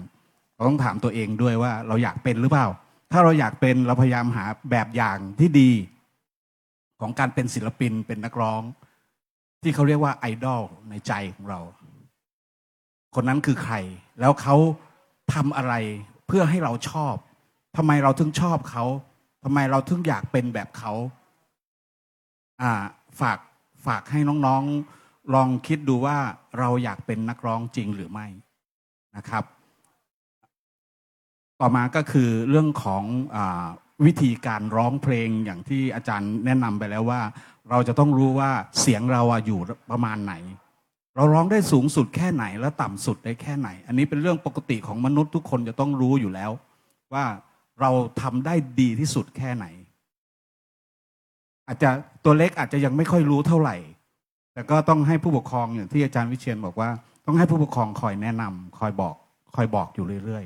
ๆนะครับก็จะเป็นกำลังใจให้ทุกคนหวังว่าจะได้เห็นบางคนหรือทุกคนที่ยืนอยู่บนนี้ได้เดินบนเส้นทางที่ตัวเองรักและตัวเองชอบแล้วก็เราคิดว่าเราจะได้เห็นความสำเร็จของทุกคนโชคดีครับขอบคุณอาจารย์เน่งจิรวัตรมากๆเลยครับและท่านสุดท้ายนะครับอาจารย์เจเด็ดดวงมาลาครับผมสวัสดีครับสวัสดีชาวเม็ดกล้าลูกทุ่งที่น่ารักทุกๆคนเขาบอกว่าลูกทุ่งไม่มีเล่ห์กลมารยาลูกทุ่งเป็นภาษาซื่อๆที่กลั่นจากหัวใจและภาษาไทยเพลงลูกทุ่งเป็นมรดกไทยที่พวกเรานั้นรวมทั้งวัดโพแห่งนี้ได้อนุรักษ์ไว้ให้กับลูกหลานเป็นมรดกของชาติก็ทุกสิ่งอย่างครูบาอาจารย์หลายๆคนพูดมาทั้งหมดแล้วนะครับผมก็จะขอสรุปว่าหลายคนเดินทางหลายกิโลหลายคนเดินทางไปหลายงานก่อนจะมาถึงที่นี่เพราะฉะนั้นเมื่อวานอาจจะชนะวัด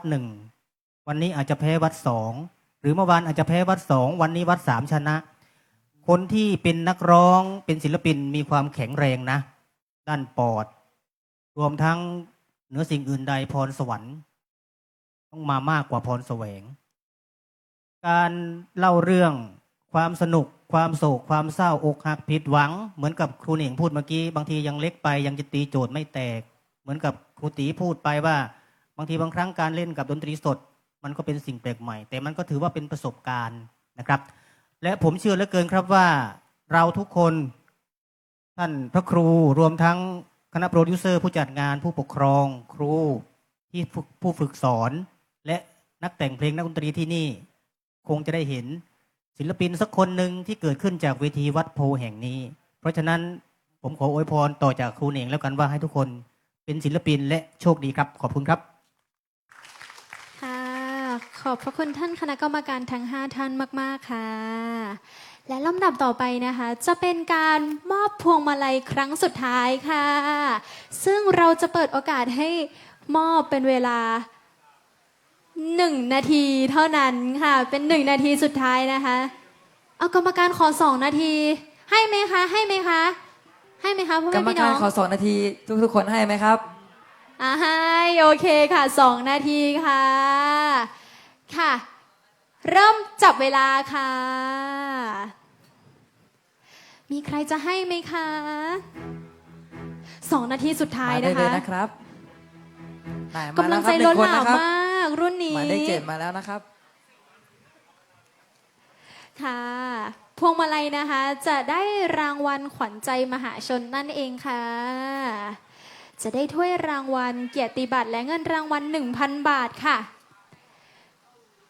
แต่จะไม่รวมกับคะแนนการตัดสินอื่นๆนะคะ ล้นหลามมากค่ะ รอบนี้ไม่มีใครให้พิธีกร 2 คนบ้างเหรอคะ เมื่อกี้ พิ พิ ธี ธี ก ก ร ร 2 คนร้องคนละเพลง ใช่ ไปแล้ ค่ะ วไม่มี ร้อง พวง ร้ มา อง ลัย คน เลยเหร ละ อ เพล ค ง รับ แล้ว ใช่ค่ะ ร้องคนละเพลงแล้วนะคะ เมื่อกี้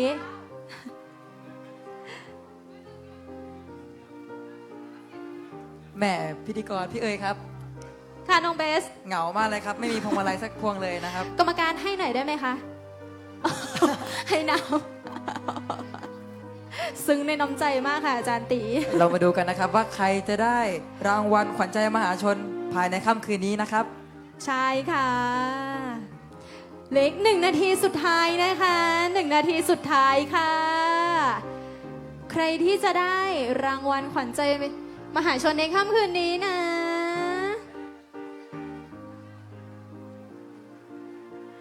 มีอีกไหมคะ เหลือเวลาอีกไม่มากแล้วนะ ใช่ค่ะพวงละโอ้โอ้ยกราบขอบคุณ ขอบคุณ อาจารย์วิเชียนมากค่ะ ขอบพระคุณมากๆค่ะ เป็นกำลังใจ เอ้ยแบงค์ดีกว่ามาลายอาจารย์กล่าวไว้ค่ะ จริงค่ะ ขอบพระคุณมากๆค่ะ โอ้โหหมดราวเรียกได้ว่า หมดราวค่ะวันนี้ขายดีมากเทน้ำเทท่าเลยค่ะน้องเบส ยังเหลืออีกนิดนึงมีใครแบบว่าป๋า มีใค เห ร มา ใจ ที่ ป่า เหลือ ยัง มีไหม อีกนิ คะ ดนึง มีไหมคะ ยังเหลืออีกนิดนึงนะ ต่อเวลา ดูสิ ให้ได้นะคะ มีไหมคะเหลืออีกนิดเดียวเองนะคะพวงมาลัยพวงละ20 บาทเท่านั้นค่ะ ใกล้จะหมดเวลาแล้วนะคะ โอ้โหแต่ละคนคือเต็มไม้เต็มมือมากนะครับ ใช่ ถือลำบากไหมมาให้พี่พิธีกร2 คนได้นะ บริจาคให้พี่2 คนได้โอ้ยไม่เป็นไรเราได้มาแล้ว นี่น้องเบส1 แบงค์คุ้มค่ะวันนี้ คุ้มแล้วคุ้มแล้ว จะหมดเวลาแล้วนะคะ มีท่านใดจะมอบอีกไหมคะพวงละ20 บาทเท่านั้นค่ะ เหลือเวลาอีก 20 วิสุดท้ายนะคะ 20 วิสุดท้ายค่ะ หลังจากนี้จะไม่เปิดโอกาสให้มอบแล้วนะคะ10 9 8 7 6 5 4 มีไหม 3 2 1 หมดเวลาค่ะ ขอเสียงประมือให้ผู้เข้าแข่งขันทั้ง 10 ท่านด้วยค่ะ นับคะแนนที่จุดลงทะเบียนนะคะ ขอบคุณมาก ๆ ค่ะ ค่ะ และลำดับต่อไปนะคะ วันนี้ท่านคณะกรรมการก็มาเป็นกรรมการแล้ว แต่ว่าบางท่าน วันนี้ท่านจะรับบทมากกว่าท่านคณะกรรมการค่ะ เขาเป็นอะไรครับเขาเป็นอะไร วันนี้ท่านจะมาทำอะไรดีน้องเบส เต้นไหม โอ้ยพี่ว่าเต้นน่าจะไม่ใช่เวทีของเขานะพี่ว่า โอเคครับ ค่ะ วันนี้นะคะจะมีท่านคณะกรรมการทั้ง 2 ท่านนะคะ ขึ้นมาขับร้องบนเวทีค่ะ ขอเชิญอาจารย์ท่านแรกค่ะ อาจารย์เจเด็ดดวงมาลาค่ะ ขอเสียงประมือให้ท่านอาจารย์ด้วยค่ะ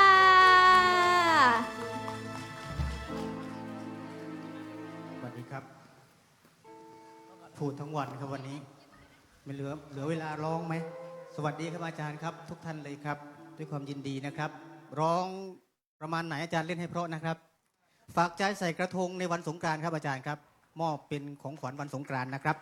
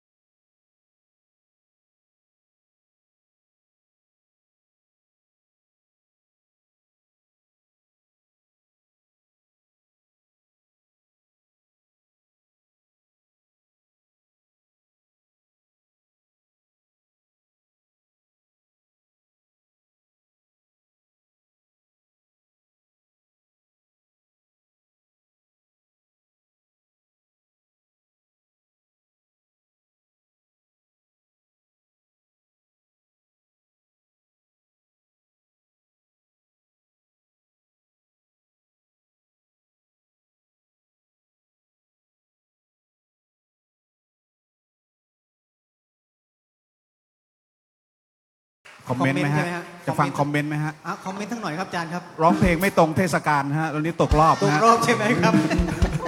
ตกรอบอะ นี่ร้องเพลงไม่ดูหน้างาน เดี๋ยวต้องให้ตัวเล็กคอมเมนต์ ครับ อยู่ไหนแล้ว ก็ วันนี้ส้มตำ ให้ลูกศิษย์ทุกท่าน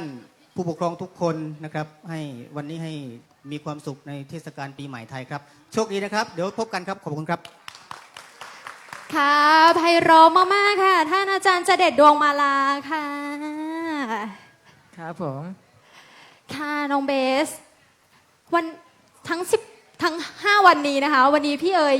อยู่ที่นี่ทั้ง 5 วันเลยน้องเบสได้มีโอกาสไปอยู่เวทีนู้นเป็นยังไงบ้างคะน้องเบสเวทีนู้น เวทีนู้นคนเยอะมากครับ ยิ่ง ค่ะ เมื่อวานเนี่ยผมได้รับบทเป็นพิธีกรชั่วคราวนะครับ อ๋อเป็นพิธีกร ฝนตก ด้วย นี่ผมวิ่งว่อนเลยครับ โอ้โห บอกเลยว่าทำงานกันได้อย่างวุ่นวายมากๆ นี่ เลยค เมื่ รับ อวานที่ฝนตก พี่ต้องกางร่มขึ้นเวทีค่ะ ผมไม่มีร่มให้กลางเลยบอก โอ้โหเบส ลุยมากนะคะ พิธีกร2 ท่านนะคะ สู้ชีวิตมากๆครับ เวทีนู้นมีกิจกรรมอะไรบ้างคะน้องเบส เวทีนู้นก็ส่วนมากเป็นการแสดงมากกว่าครับ ก็จะมีทั้งร้องเพลง อือฮึ มีโขน มี ค่ะ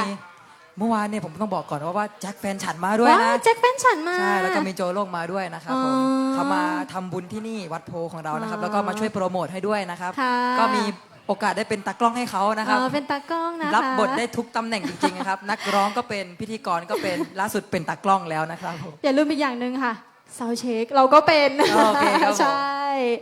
แล้วน้องเบสได้ข่าวว่าเวทีนู้นหนูก็เป็นคนร้องเพลงใช่ไหม ใช่ครับผม เป็นตัวแทนจากที่ไหนร้องเพลง เป็นตัวแทนจากศูนย์ศึกษาพระพุทธศาสนาวันอาทิตย์วัดพระชิตพลที่นี่แหละครับ ค่ะ เช่นเดียวกันกับพี่นะคะ พี่ก็เป็นตัวแทนจากศูนย์ศึกษาพระพุทธศาสนาวันอาทิตย์วัดพระเชตุพนเช่นเดียวกันค่ะ ใช่ครับ ค่ะ ซึ่งวันนี้นะคะจะเป็นวันสุดท้ายแล้วนะคะ ก่อนที่จะได้รู้ว่าใครจะได้รางวัลต่างๆ เรามาฟังบทเพลงเพราะๆอีกสักนิดดีกว่าค่ะ ขอเชิญน้องต้นเทียนนะคะ จากรายการชิงช้าสวรรค์ 2024 ค่ะ ขอเสียงปรบมือด้วยค่ะ ขอเสียงปรบมืออีกครั้งนะครับ มีใครเป็นแฟนคลับไหมคะ สวัสดีค่ะ แล้วก็กราบนมัสการพระคุณเจ้านะคะ แล้วก็สวัสดีทุกท่าน สวัสดีท่านคณะกรรมการผู้ทรงเกียรตินะคะ แล้วก็วันนี้ต้นเทียนนะคะ ขออนุญาตนะคะแต่งตัวไม่สุภาพนิดนึงเพราะว่าตั้งใจจะมาดูมาให้กำลังใจน้องๆนะคะ แต่ว่าท่านพระอาจารย์ให้ขึ้นมาร้องสัก1 บทเพลงละกันค่ะ เดี๋ยวขออนุญาตร้องบทเพลงที่ใช้ในการประกวดอยู่บ่อยๆนะคะ บทเพลงแต่งงานกันเถอะค่ะ อาจจะมีหลุดๆไปบ้างนะคะ เพราะว่าไม่ได้ใช้ค่อนข้างนานแล้วค่ะ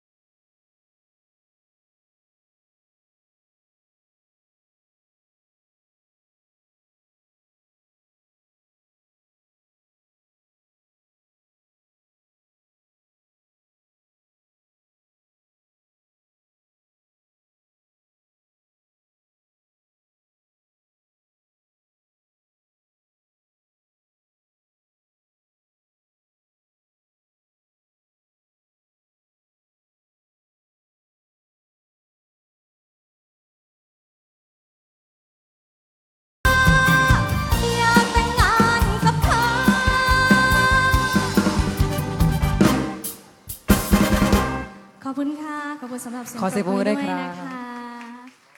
ก็สำหรับวันนี้นะคะก็ขอเป็นกำลังใจให้กับน้องๆที่เข้าแข่งขันในวันนี้แล้วกันนะคะ ไม่ว่าผลจะออกมาเป็นยังไงจะ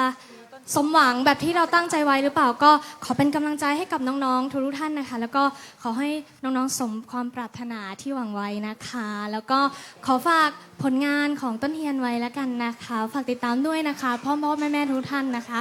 ต้นเทียนจากรายการชิงช้าสวรรค์ 2024 นะคะหรือว่านักร้องนำจากโรงเรียนศึกษานารีนะคะฝากติดตามผลงานด้วยค่ะขอบคุณค่ะ ขอบพระคุณมากๆเลยนะครับสำหรับพี่ต้นเทียนที่มามอบเสียงเพลงไพเราะให้เราฟังนะครับเอาล่ะก่อนที่จะไปฟังผลคะแนนตัดสินในรอบชิงชนะเลิศกันนะครับผมอยากจะมอบอีกบทเพลงหนึ่งนะครับสำหรับวันนี้เนี่ยก็ถือว่าเป็นวันสงกรานต์อีกวันหนึ่งแล้วก็เป็นวันสุดท้ายด้วยนะครับก็อยากจะขอให้ทุกท่านเนี่ยรวยขึ้นไปเรื่อยๆนะครับผมกับบทเพลงขอให้รวยครับผมเชิญรับชมรับฟังได้เลยครับ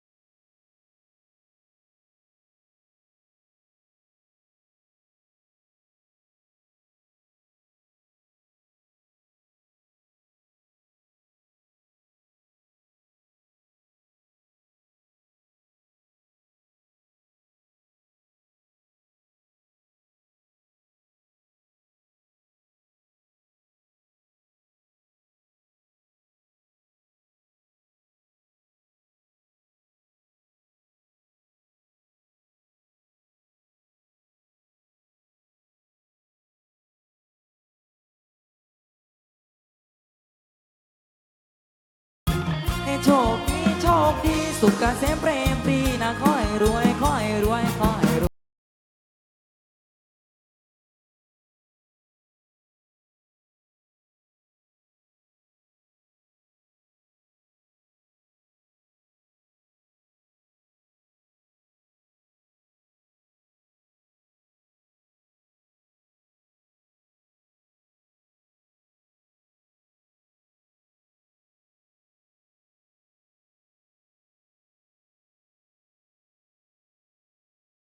ผมวันนี้วันออกหวยออกนะครับมีใครถูกหวยบ้างครับดีมากครับผมขอบคุณครับ สุดยอดมาก ขอ ค่ะ เสียงป น้ ร อบ ง มื เบ อให้กับวงดน ส ตรีแล้วก็แดนเซอร์ด้วยอีกครั้งนะครับ ค่ะขอเสียงตบมือให้ทุกคนเลยค่ะและลำดับต่อไปนะคะ เดี๋ยวเอ้ยจะขอ เรียกผู้เข้าแข่งขันทั้ง 10 หมายเลขด้านบนเวทีนะคะ เพราะว่า ลำดับต่อไปจะเป็นการประกาศรางวัลแล้วนั่นเองค่ะ ด้านบนเวทีได้เลยค่ะ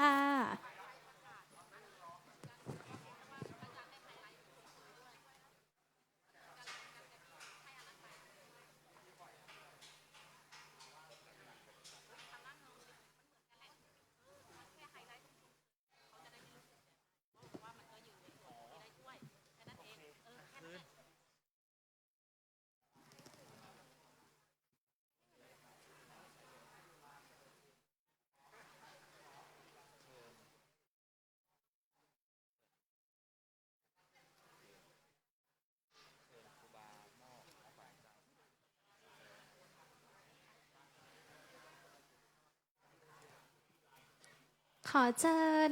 ครูบานะคะขึ้นมามอบรางวัลขวัญใจมหาชนและรองและชมเชยค่ะขออภัยค่ะชมเชยอันดับหนึ่งค่ะขอเรียนเชิญค่ะ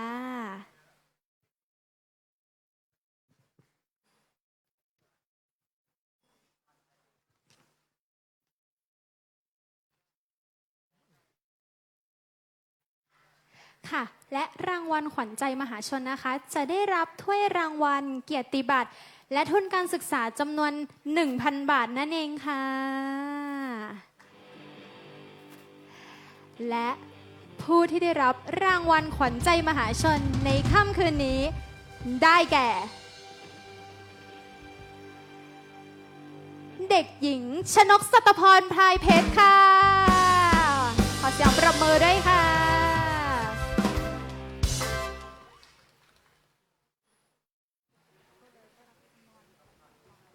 โดยเด็กหญิงชนกสัตพรพลายเพชรได้รับพวงมาลัยเป็นจำนวน121พวงนะครับค่ะเสียงประมืออีกครั้งหนึ่งด้วยค่ะ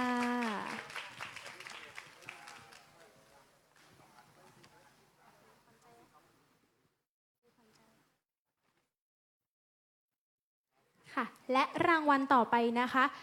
รางวัลชมเชยอันดับหนึ่งจำนวน6รางวัลค่ะจะได้รับเกียรติบัตรและทุนการศึกษาท่านละ500 บาทค่ะ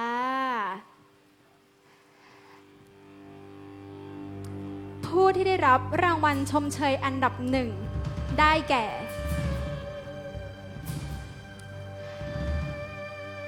เด็กหญิงณธิดาอาจจินดาค่ะขอเสียงประมือให้น้องด้วยค่ะ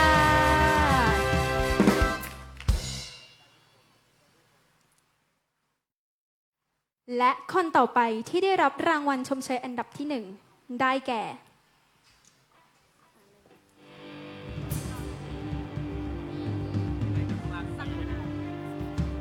เด็กหญิง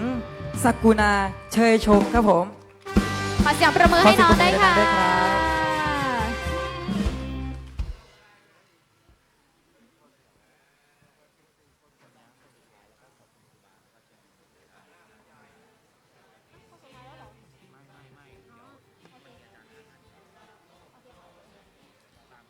และคนต่อไปค่ะได้แก่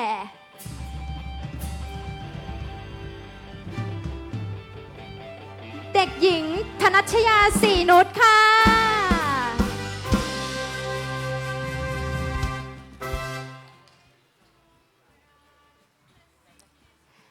และรางวัลชมเชยเหลืออีก3รางวัลนะคะ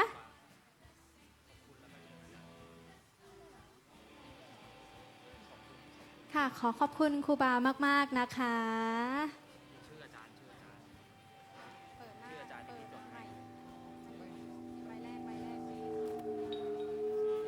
ค่ะและต่อไปนะคะขอเรียนเชิญท่านอาจารย์เหน่งจิรวัตรปานพุ่มค่ะขึ้นมามอบรางวัลชมเชยอันดับ1ค่ะและอีก3หมายเลขนะคะในรางวัลชมเชยอันดับ1ค่ะ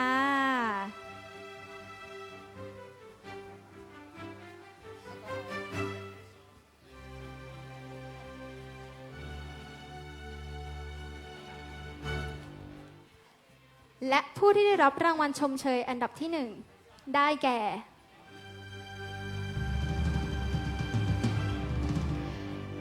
เด็กหญิงชนกสัตพรพลายเพชรค่ะขอเสียงปรบมือให้น้องด้วยค่ะ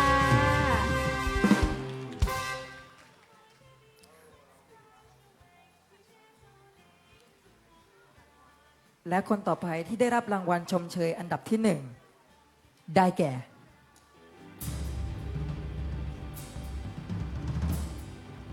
เด็กหญิงธิดาพัฒน์แก้วสำอางครับผม ขอเสียงปรบมือด้วยครับ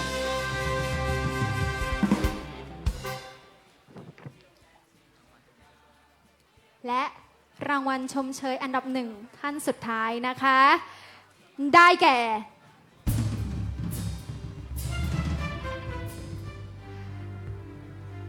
เด็กชายกสิเดชผลทรัพย์ค่ะ ขอเสียงประมือให้น้องด้วยค่ะ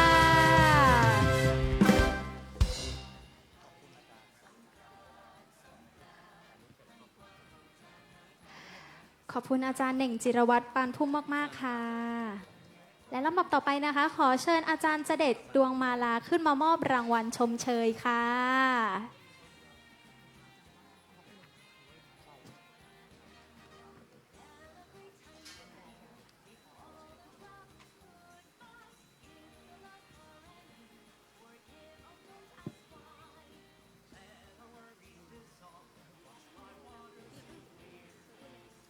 และผู้ที่ได้รับรางวัลชมเชยได้แก่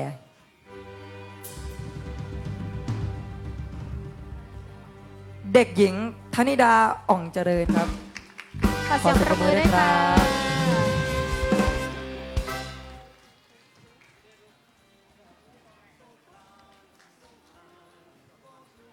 ได้รับถ้วยรางวัลเกียรติบัตรและทุนการศึกษาจำนวน 2,000 บาทนะคะ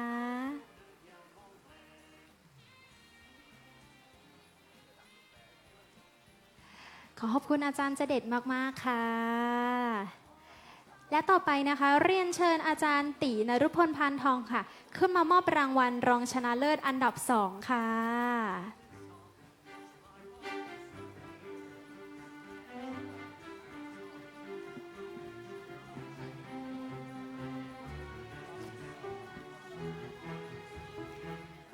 และรางวัลต่อไปนะคะจะเป็นรางวัลรองชนะเลิศอันดับ 2 ค่ะ จะได้รับถ้วยรางวัลเกียรติบัตรและทุนการศึกษาจำนวน 3,000 บาทนั่นเองค่ะ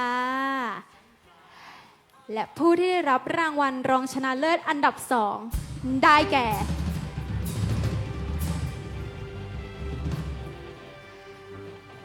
เด็กหญิงยานิสาตอนสีค่ะ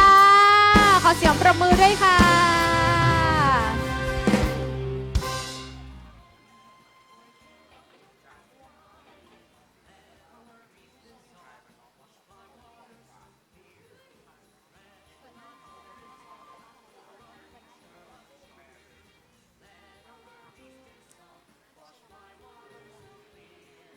ค่ะ ขอบคุณอาจารย์ตีนฤพลมากๆค่ะ และขอเชิญผู้เข้าแข่งขันที่เหลือทั้ง 2 หมายเลขด้านหน้าเวทีได้เลยค่ะ และเราจะได้รู้แล้วนะคะว่าใครจะได้รางวัลชนะเลิศไปในค่ำคืนนี้ค่ะ ขอเสียงประมือให้น้องๆหน่อยได้ไหมคะจับมือเป็นฟิลนางงามแล้วนะคะ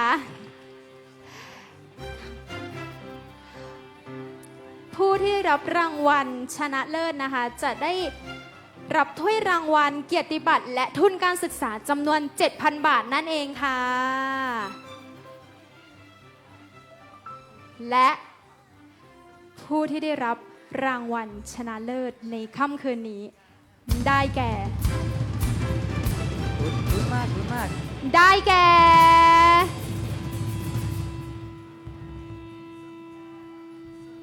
เด็กหญิงน้ำทิพย์เชยชมค่ะ ขอเสียงประมือให้น้องด้วยค่ะ ขอเชิญอาจารย์เจเด็ดดวงมาลาขึ้นมอบรางวัลให้คนที่ได้รางวัลรองชนะเลิศอันดับ 1นะคะ รางวัลรองชนะเลิศอันดับ 1นั่นก็คือเด็กชายพจนาบุญมานั่นเองค่ะ ขอเสียงประมือให้น้องด้วยค่ะ เดี๋ยวมอบรางวัลรองก่อนนะคะ โอเคค่ะ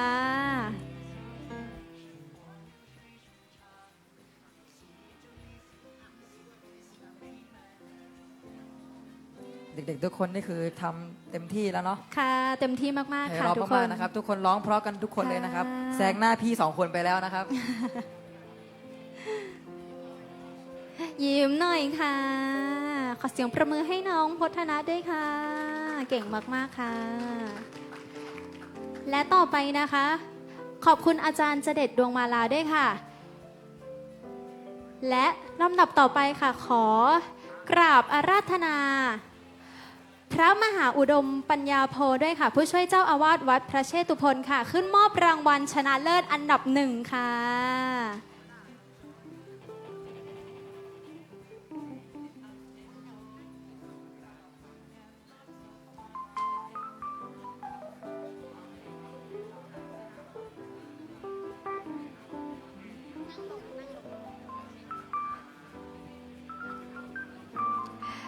ขอเสียงปรบมือหน่อยค่ะ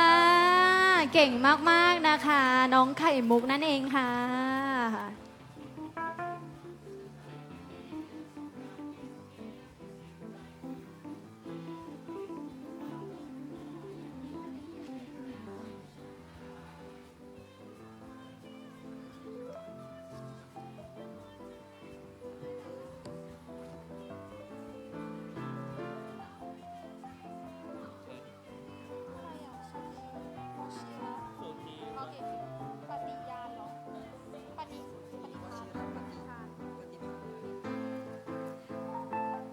ขอกราบขอบพระคุณท่านอาจารย์ ท่านพระมหาอุดมมากๆค่ะ ค่ะและต่อไปนะคะจะขออนุญาตเรียนเชิญท่านคณะกรรมการทุกท่านขึ้นถ่ายรูปบนเวทีค่ะ และขอกราบอาราธนา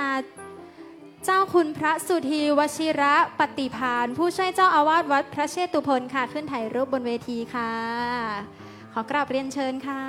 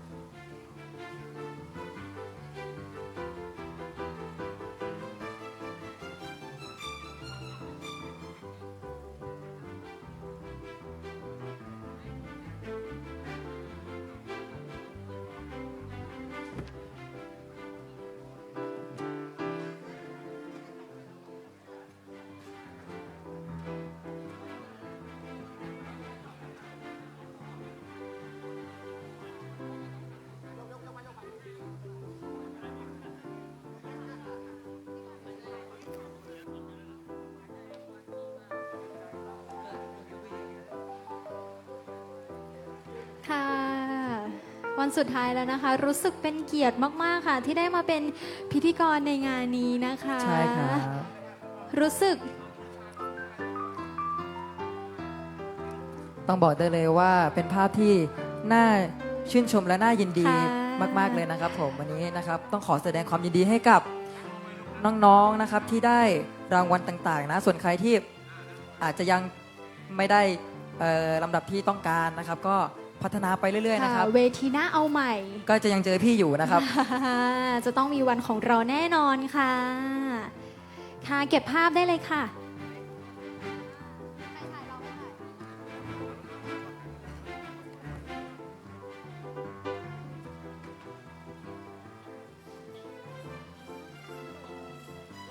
ก็วันนี้เนี่ยถือว่าเป็นวันสุดท้ายของวันสงกรานต์นะครับผมวัดโพก็จัดกิจกรรมมาตั้งแต่วันที่ 12 เลยนะครับ ยาวมาจนถึงวันนี้นะครับ การประกวดเนี่ยก็ต้องบอกได้เลยว่าทั้งมีความน่าระทึกนะครับผมว่าใครเนี่ยจะได้รางวัลไหนๆบ้าง แล้วก็มีความสนุกสนานกันไปนะครับผมมีความเฮฮามีตามอารมณ์เพลงไปเลยนะครับ กรรมการทุกคนก็หล่อสวยทุกคนเลยนะครับผม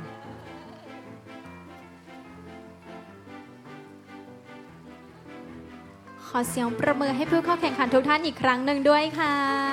และท่านคณะกรรมการด้วยค่ะ ค่ะขอขอบพระคุณ ขอบคุณพระคุณเจ้าและท่านคณะกรรมการทุกท่านมากๆค่ะ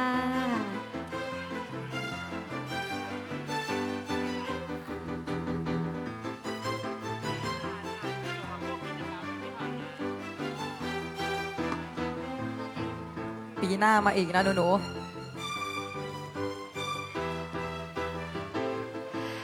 ค่ะ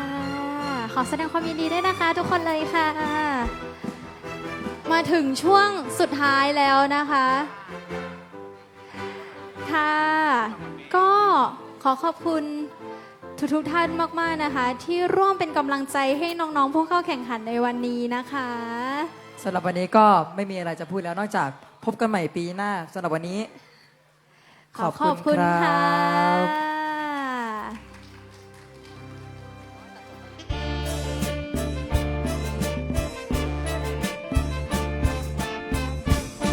Here comes the Thai New Year, Songkran is here, we sing Thai tune. Hear the beat, go start tone tone, the hits, your feet dancing Songkran. Enjoy the holiday, the game we play. Let us enjoy. Let Songkran come, have lots of fun. Let everyone come splash all day. Oh, what I say, my honey lady. Let come.